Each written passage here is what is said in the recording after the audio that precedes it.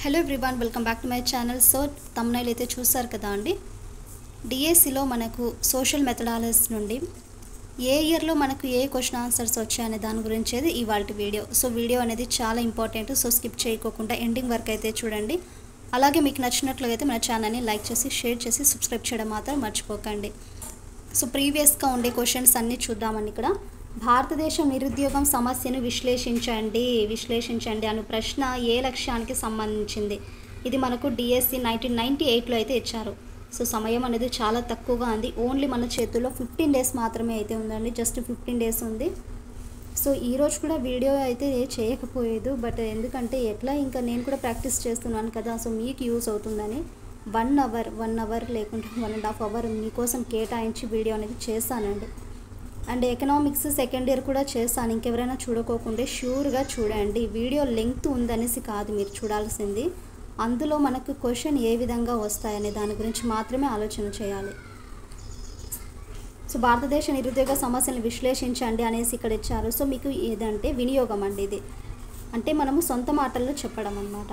Next question, 2011 జనాభా లెక్కల వివరాల పట్టికను పరిశీలించి విద్యార్థి అధిక జనసాంద్రత గల రాష్ట్రం పశ్చిమ బెంగాల్ అని చెప్పిన నెరవేరిన లక్ష్యం. చూడండి ఇక్కడ 2011 జనాభా లెక్కల వివరాల పట్టిక పరిశీలించినాడు. సో విద్యార్థి ఎక్కువ జనసాంద్రత గల రాష్ట్రం పశ్చిమ బెంగాల్ అని చెప్పిన నెరవేరిన లక్ష్యం. ఇది కూడా మనకు 1998లో అయితే రావడం అయితే జరిగిందండి. సో మనకు ఆప్షన్ వచ్చేసి సెకండ్, అవగాహన, పరిశీలించడం. ఇట్లా మనం అన్ని చూసుకోవాలండి. విద్యార్థి పీడనం కనుగొనుటకు హైగ్రోమీటర్ ఉపయోగించాడు, తద్వారా నెరవేరిన లక్ష్యము. విద్యార్థి పీడనం కనుగొనుటకు హైగ్రోమీటర్ ఉపయోగించాడు, దాని ద్వారా నెరవేరిన లక్ష్యం ఏంటి ఇక్కడ? సో నైపుణ్యం స్కిల్స్ కనుగొనడం అంటే స్కిల్సే కదా, సో ఉపయోగించడం అట్లా. 8వ తరగతి బోధించే ఉపాధ్యాయుడు విద్యార్థులకు భారత స్వాతంత్రోద్యమం పాఠ్యాంశాన్ని బోధించాడు. అది విన్న విద్యార్థి పుస్తకాల మార్కెట్కి వెళ్ళి వివిధ నాయకుల బొమ్మలను సేకరించి ఒక ఆల్బమ్గా తయారు చేసిన నెరవేరిన లక్ష్యము. క్వశ్చన్ బాగా చూడాలి. ఇది మనము మెథడాలజీ ఎలా అంటే బ్లైండ్గా చేయడం కాదండి, ఆలోచించి చేయాలి. 8వ తరగతి బోధించే ఉపాధ్యాయుడు విద్యార్థులకు స్వాతంత్రోద్యమం పాఠ్యాంశాన్ని బోధించాడు. అది విన్న విద్యార్థి పుస్తకాల మార్కెట్కి వెళ్ళి వివిధ నాయకుల బొమ్మలను సేకరించి ఒక ఆల్బమ్గా తయారు చేసిన నెరవేరిన లక్ష్యము. సో థర్డ్ ఆప్షన్ అండి, అభిరుచి. ఇంట్రెస్ట్ ఉంది కదా, సో బొమ్మలను సేకరించాడు. సో అదే పనిగా నాయకుల యొక్క బొమ్మలను సేకరించి ఆల్బమ్గా తయారు చేసినాడు. సో అది ఏ లక్ష్యం వస్తుందంటే మనకు అభిరుచి. జాతీయ పతాకాన్ని విద్యార్థి గౌరవించాడు, తద్వారా అతడిలో నెరవేరిన లక్ష్యము. కొంచెం స్పీడ్గా అయితే చెప్తానండి. జాతీయ పతాకాన్ని విద్యార్థి గౌరవించాడు, తద్వారా అతడిలో నెరవేరిన లక్ష్యము. సో వైఖరి. నెక్స్ట్, భారతదేశంలో భిన్నత్వంలో ఏకత్వం పాఠాన్ని బోధించిన తర్వాత విద్యార్థి జాతీయ సమైక్యతపై వ్యాసం రాశాడు. సో ఈ చర్య వలన అతనిలో ఏ లక్ష్యం సాధించబడదనేసి చెప్పవచ్చు. థర్డ్ ఆప్షన్ అభిరుచి. ఇక్కడ ఈ భిన్నత్వంలో ఏకత్వం అనే పాఠాంశాన్ని బోధించిన తర్వాత విద్యార్థి ఇంట్రెస్ట్ అనేది చూపాడు. సో ఈ జాతీయ సమైక్యతపై వ్యాసం అనేది రాశాడు. ఇక్కడ తనలో ఉండే లక్ష్యం ఏంటంటే అభిరుచి. నెక్స్ట్ వన్, 8వ తరగతి సాంఘిక శాస్త్ర విద్యార్థులు పరిసరాలతో లభ్యమయ్యే వస్తువులతో ఒక గ్లోబును తయారు చేశారు. వారు నేర్చుకునే నైపుణ్యము. లభ్యమయ్యే వస్తువులతో గ్లోబును అనేది తయారు చేశారు. సో వాళ్ళలో ఉండే లక్ష్యము. సో చేతులతోనే కదా అంటే చేయాల్సింది. సో ఇది మనకు ఏ లక్ష్యం కిందికి అంటే మనకు వస్తుందంటే హస్తలాఘవ నైపుణ్యం కిందికి అయితే వస్తుంది. సో నైపుణ్యంలోనే హస్తలాఘవ నైపుణ్యము. నెక్స్ట్ క్వశ్చన్, ప్లాన్ తయారు చేయను అనే స్పష్టీకరణ ఈ లక్ష్యం క్రిందికి వస్తుంది. ప్లాన్ తయారు చేయను అనే స్పష్టీకరణ ఈ లక్ష్యం కిందికి వస్తుంది. థర్డ్ ఆప్షన్ విశ్లేషణ. స్టాంపుల సేకరణ హాబీ ద్వారా పెంపొందించేది. ఇంట్రెస్ట్. అభిరుచి సెకండ్. విద్యార్థులు మొఘల్ పరిపాలన పాఠం నందు అక్బర్ చేసిన సంస్కరణల గురించి వర్గీకరించారు. సో ఇది ఏ లక్ష్యము? వర్గీకరించడము. చూడండి, విద్యార్థి మొఘల్ పరిపాలన పాఠం నందు అక్బర్ చేసిన సంస్కరణలను వర్గీకరించాడు. సో ఇది ఏ లక్ష్యం అండి? ఇక్కడ అవగాహన. సో అవగాహనలో మనకు అవగాహన లక్ష్యం ఇది మనకు 2000లో బిట్ రావడం అయితే జరిగిందండి. సో నెక్స్ట్, జ్ఞానాత్మక రంగంలోని 3వ లక్ష్యము.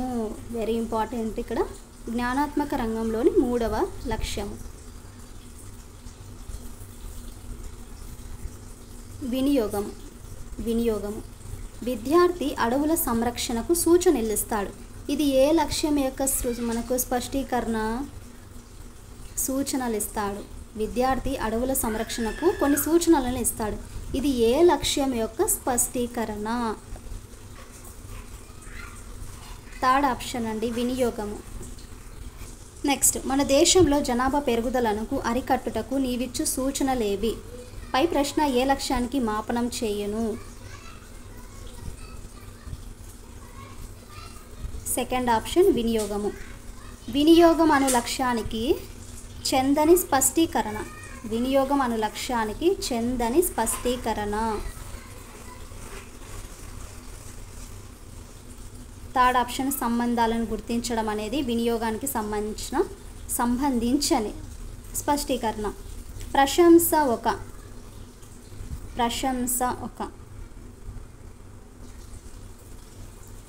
లక్ష్యము. సో ప్రశంస అనేది ఒక లక్ష్యము. నెక్స్ట్, నిజ జీవిత సమస్యలను పరిష్కరించుకునే శక్తి రంగమునకు చెందుతుంది. సో ఇది మనకు డిఎస్సి 2012లో ఇచ్చారండి. నిజ జీవిత సమస్యలను పరిష్కరించుకునే శక్తి ఈ రంగమునకు చెందుతుంది.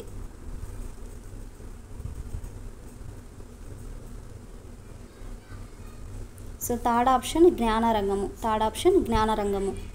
నెక్స్ట్ క్వశ్చన్, విధేయత, వ్యక్తిగత సామాజిక బాధ్యత వంటి అంశాలను విద్యార్థులలో పెంపొందించుటకు అనేది ఏ లక్ష్యానికి చెందును? విధేయత, వ్యక్తిగత సామాజిక బాధ్యత వంటి అంశాలను విద్యార్థులలో పెంపొందించుట అనేది ఏ లక్ష్యానికి చెందును? ఇది మనకు 2002లో. సో ఫోర్త్ ఆప్షన్ వైఖరి. తరగతి బోధనాంతరము సాధించగలిగినవి.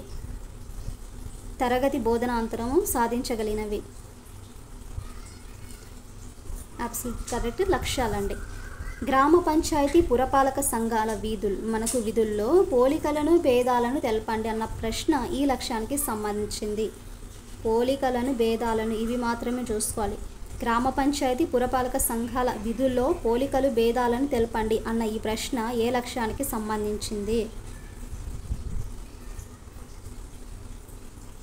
సో ఫోర్త్ ఆప్షన్ అవగాహన. విద్యా ప్రణాళికలో విషయాన్ని బట్టి మారనిది. ఇది 2004 వచ్చారు చూడండి. విద్యా ప్రణాళికలో విషయాన్ని బట్టి మారనిది. So first option ఆశయము.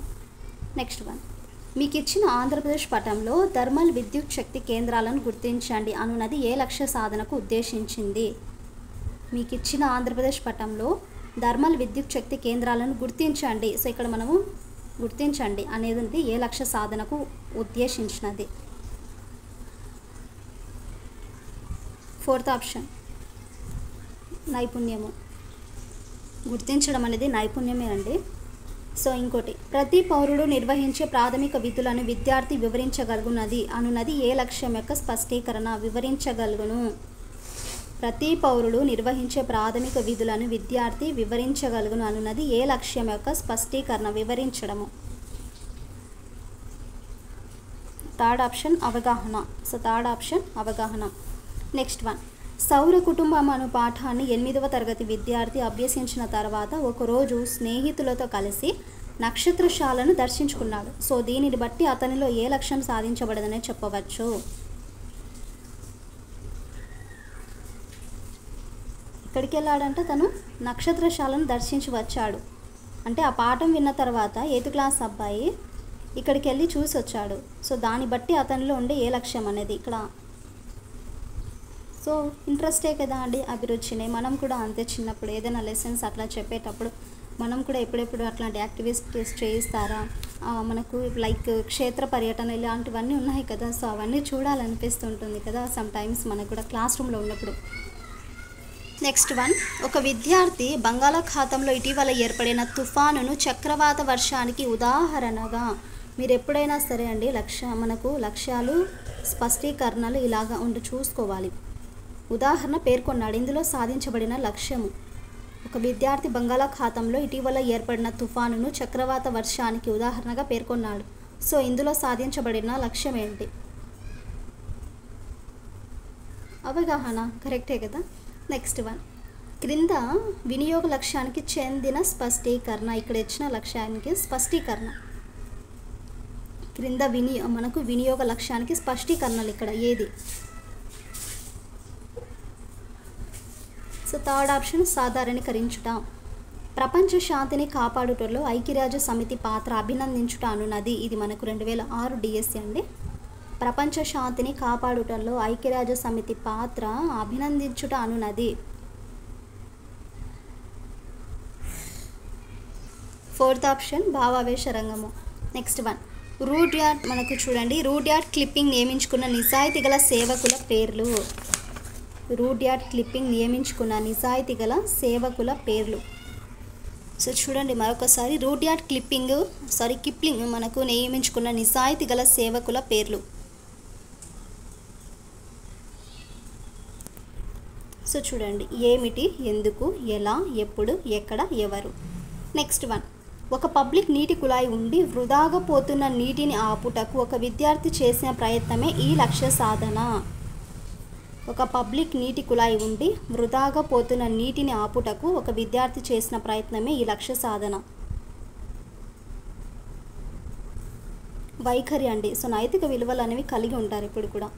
Next one, budget పాఠం విన్న తర్వాత ఒక విద్యార్థి ప్రభుత్వం పెట్టే లోటు బడ్జెట్ వలన కలిగే ఫలితాలను ఊహించగలిగినచో ఈ లక్ష్యం నెరవేరినట్లు. 2008 డిఎస్ అండి ఇది. సో ఊహించుకున్నాడు. సో మనకు వినియోగం అండి, ఇది వినియోగం అని లక్ష్యము. Next last bit, Andhra Pradesh, Tamil Nadu, Kerala, Karnataka రాష్ట్రాలలో అతిపెద్ద రాష్ట్రాన్ని వేరు చేయండి. ఇది ఏ లక్ష్యానికి చెందింది? ఆంధ్రప్రదేశ్, తమిళనాడు, కేరళ, కర్ణాటక రాష్ట్రాలలో అతిపెద్ద రాష్ట్రం అనేది వేరు చేయండి అనేసి ఇది ఏ లక్ష్యానికి సంబంధించింది? ఫస్ట్ ఆప్షన్ అవగాహన. ఇది 2006 అండి. సో ఇదండి మనకు 1998 నుండి 2008 వరకు ఉండే question answers. So I hope మీకు క్లాస్ నచ్చిందనేసి అనుకుంటున్నానండి. క్లాస్కి నచ్చితే please to like and share, subscribe to my channel.